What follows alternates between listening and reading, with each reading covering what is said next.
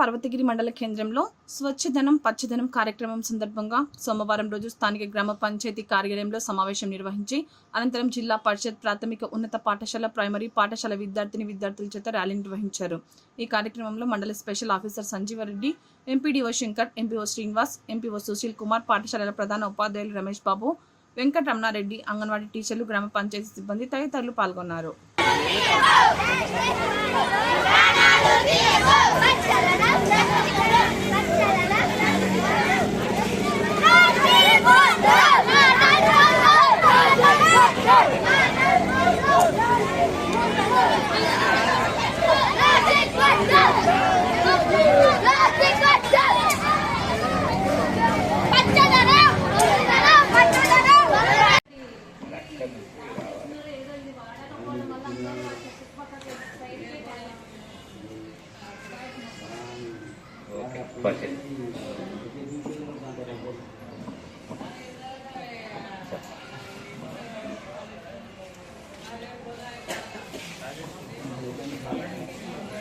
సఫాయి కర్మచారి వాళ్ళతో ఆల్రెడీ మేము పరిశీలించడం జరిగింది.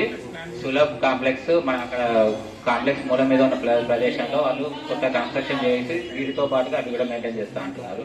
వాళ్ళు చూసి పరిశీలించిపోయారు. ఈ 2-3 రోజులలో మనకు ఈ 5 రోజుల కార్యక్రమం కింద అది కూడా వస్తుందండి.